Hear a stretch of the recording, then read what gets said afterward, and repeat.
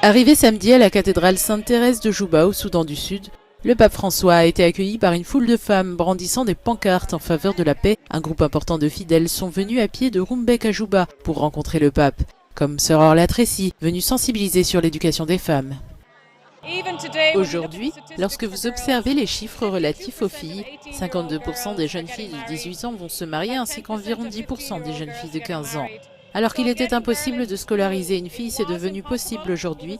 Nous rencontrons des filles qui ont vraiment réussi à s'en sortir. La situation évolue, mais les filles doivent encore fournir des efforts considérables. Une jeune fille de 22 ans qui va à l'université est un véritable tabou pour une grande partie de la société. Elle est censée se marier, recevoir une dot et contribuer ainsi à la vie de la famille. C'est donc toujours un défi pour les femmes, mais cela change et les jeunes femmes arrivent maintenant avec une vision de ce qu'elles veulent aussi pour leur pays. Le souverain pontife a supplié les habitants de protéger, respecter et valoriser les femmes durant la messe. Marie Aloal, aujourd'hui infirmière, est venue témoigner en faveur de l'école.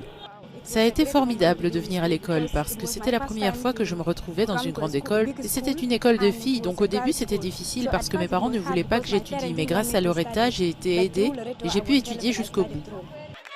Le pape François a prévenu que l'avenir du Sud-Soudan dépend de la façon dont il traite ces femmes, dans un pays où les violences sexuelles et les mariages d'enfants sont monnaie courante et où le taux de mortalité maternelle est le plus élevé au monde.